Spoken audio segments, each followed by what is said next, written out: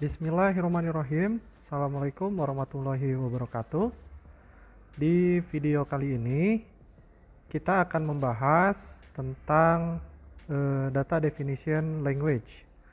Data Definition Language itu isinya ada perintah-perintah yang digunakan oleh seorang database administrator dalam mendefinisikan skema di DBMS.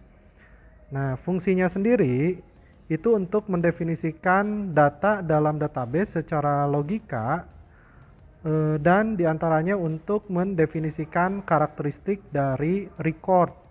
Nah, di dalamnya ada nama, tipe data, nanti panjang data dari field tersebut. Dan untuk menentukan primary key. DDL sendiri itu meliputi nanti ada perintahnya, ada create, terus nanti ada alter, ada drop, ada rename, dan lain-lain ya. Kita langsung mulai demonstrasinya ya untuk Data Definition Language penerapannya pada MySQL. Ya, pertama kita akan membuka dulu aplikasi MySQL. Nah, MySQL yang saya gunakan di sini adalah MySQL versi 8.0. Nah, kita buka, lalu kita masukkan password sesuai dengan yang telah kalian install sebelumnya. Nah, lalu sampai muncul tampilan Welcome to MySQL Monitor seperti ini. Nah, lalu di sini pertama kita akan tampilkan dulu apakah sebelumnya di database ini, di MySQL ini sudah ada database atau masih yang bawaan dari MySQL itu sendiri. Nah, perintahnya itu kita menggunakan show database. Kita masukkan perintahnya show database. Nah, diakhiri dengan titik koma. Kita enter. Show database ini adalah perintah untuk menampilkan database yang ada pada MySQL ya. Nah, di sini pun terlihat bahwa database yang ada ini masih database bawaan dari MySQL itu sendiri. Nah, langkah pertama kita akan membuat database. Kita ambil contoh, misalkan nama databasenya adalah database sekolah. Nah, perintahnya adalah create database. Nah, nama databasenya apa? Nah, misalkan nama databasenya adalah db_sekolah. Nah, lalu di sini kita tinggal diakhiri titik koma. Kita enter. Nah, create database ini adalah perintah untuk membuat database sampai muncul tampilan atau notifikasi query OK. Nah, ini artinya bahwa database yang kita buat itu sudah selesai. Nah, tinggal kita lihat apakah betul databasenya sudah terbuat. Nah, kita cek dengan cara memasukkan perintah show database seperti tadi. Nah, sekarang db_sekolah atau database yang tadi kita buat sudah ada di database MySQL. Nah, berikutnya kita akan membuat tabel dari database db_sekolah ini. Nah, yang pertama kali harus kita lakukan adalah kita memilih dulu kita akan menggunakan database yang mana. Nah, perintah untuk memilih menggunakan database itu kita menggunakan perintah use spasi nama databasenya apa. Kita masukkan di sini db_sekolah. Diakhiri titik koma, jangan lupa terus enter. Nah, sampai muncul notifikasi database change. Berarti databasenya kita sudah memilih yang db sekolah. Lalu langkah berikutnya kita akan membuat tabel. Nah, membuat tabel itu perintahnya adalah create tabel. Nah, create tabel, lalu nama tabelnya apa? Nah, misalkan karena ini database sekolah, entitasnya misalkan atau nama tabelnya ada siswa. Nah, lalu tanda kurung. Nah, create tabel ini adalah perintah query-nya, SQL-nya ya. Lalu dilanjutkan dengan nama tabelnya nanti apa, lalu kita tanda kurung. Nah, nanti di dalam tanda kurung ini kita isi dengan field ataupun atribut-atribut yang ada pada tabel siswa ini. Nah, kita beri contoh misalkan ada NIS ya, ini nama fieldnya atau nama atributnya ada NIS, lalu kita tambahkan spasi, lalu nanti kita masukkan tipe datanya apa. Nah, tipe datanya misalkan kita pakai varchar terlebih dahulu, lalu panjang digitnya misalkan ada 12. Lalu nanti ada nama siswa, tipe datanya saya pakai varchar, panjangnya ada 30, lalu ada alamat. Nah, saya gunakan tipe datanya teks.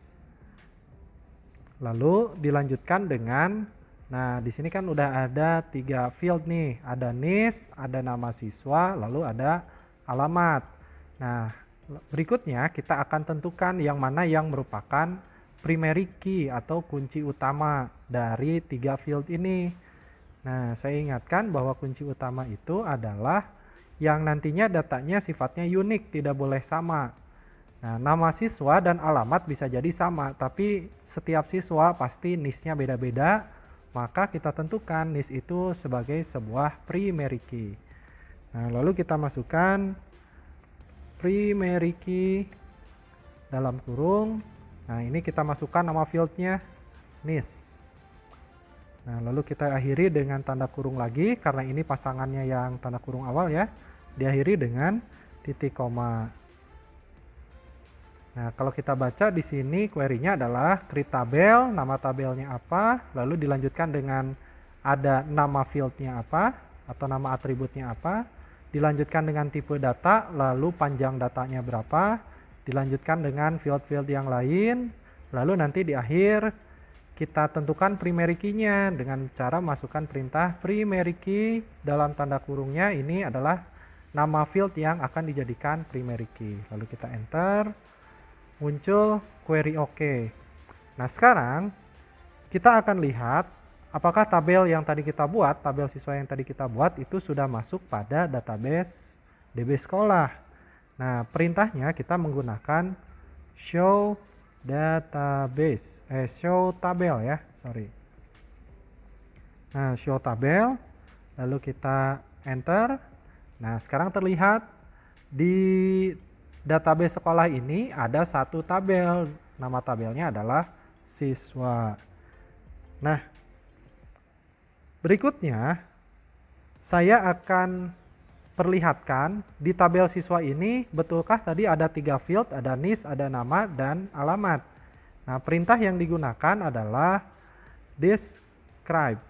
Kita tulis saja DESC spasi nama tabelnya apa. Nah, tadi nama tabelnya adalah siswa.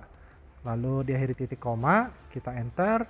Nah, sekarang di sini terlihat di database DB sekolah dan tabel siswa ini sudah ada 3 field, ada NIS, nama siswa, dan alamat dengan tipe datanya sekian, panjang datanya sekian.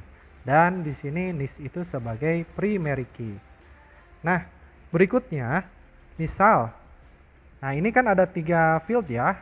Nah, saya ingin tambahkan nih, ada 1 field lagi. Misalkan, saya ingin tambahkan field jenis kelamin misalkan ya. Nah, cara menambahkan field baru di tabel siswa ini adalah dengan cara memasukkan perintah alter tabel. Alter tabel, lalu kita masukkan nama tabelnya apa? Nama tabelnya adalah siswa. Lalu kita masukkan lagi add ya. Jadi alter tabel, nama tabelnya apa? Lalu perintah add. Nah, kita memasukkan nama fieldnya apa? Misalkan nama fieldnya adalah tadi jenis kelamin. Saya singkat saja JK ya. Untuk jenis kelamin. Lalu kita masukkan tipe datanya apa? Tipe datanya misalkan varchar dengan panjang misalkan 1 saja, karena nanti saya isinya akan L atau P saja. Lalu diakhiri titik koma, kita enter. Nah, sampai muncul notifikasi query OK. Sekarang kita cek lagi apakah sudah masuk di tabel siswa ya. Kita masukkan lagi perintah describe, nama tabelnya adalah siswa. Diakhiri titik koma, kita enter. Nah, sekarang sudah terlihat sekarang di tabel siswa itu sudah ada 4 field. Ada nama, NIS tadi ya, nama, alamat, dan jenis kelamin. Nah, berikutnya, bagaimana nih kalau misalkan, aduh ini JK-nya saya nggak jadi nih masukin di tabel siswa, saya ingin menghapus field yang ada di tabel siswa ini, di JK ini ya. Nah, cara menghapusnya, kita masukkan lagi perintah alter tabel, lalu nama tabelnya apa ya, siswa kita masukkan. Nah, lalu perintahnya kalau tadi untuk menambah field adalah add, berarti kalau menghapus adalah drop column ya. Nah, drop column, apa kolom yang mau dihapus atau field yang mau dihapus? Fieldnya kan tadi JK, diakhiri titik koma, kita enter, query OK, lalu kita cek lagi describe siswa. Nah, sekarang sudah kembali lagi, ada 3 field lagi, jenis kelaminnya sudah hilang. Nah, berikutnya kita akan mencoba untuk menghapus tabel siswa. Nah, cara untuk menghapus tabel itu dengan cara memasukkan perintah drop tabel. Nama tabelnya misalkan apa? Nama tabelnya tadi siswa. Berarti nanti di database DB sekolah ini tabel siswa itu akan hilang, akan terhapus. Nah, kita enter, query OK. Sekarang kita masukkan lagi perintah untuk ngecek ya, ngecek di database sekolah itu ada tabel apa saja. Nah, tadi perintahnya adalah show tables. Nah, kita enter. Nah, sekarang di sini terlihat empty set ya. Berarti di sini di database DB_sekolah ini sudah tidak memiliki tabel di dalamnya. Nah, lalu sekarang kita akan menghapus database yang tadi kita buat, menghapus DB_sekolah. Perintahnya adalah drop database. Nah, kalau tadi kan menghapus tabel itu ada drop tabel, kalau kita menghapus database ya, drop database. Spasi, nanti nambah database-nya kita masukkan di sini. DB_sekolah. Kita enter, query OK. Nah, sekarang kita cek apakah database DB_sekolah ini sudah terhapus. Caranya dengan cara memasukkan query show database. Nah, ini kembali lagi pada yang awal ya, DB_sekolah sudah terhapus. Nah, jadi jika saya rangkum yang sudah saya demonstrasikan itu mulai di awal kita menampilkan database dengan cara masukkan perintah show database. Lalu saya membuat database dengan cara masukkan query create database, spasi nama databasenya apa. Lalu berikutnya ada membuat tabel ya, ada create tabel, lalu nama tabelnya apa, dalam kurung nanti ada field di situ, terus ada tipe datanya apa, panjang datanya berapa. Lalu di akhir ada primary key-nya yang mana ya dari tabel tersebut. Nah, kita masukkan di dalam primary key itu dalam tanda kurungnya ada nama field yang dijadikan primary key. Lalu kita untuk menampilkan tabel caranya dengan masukkan perintah show tables.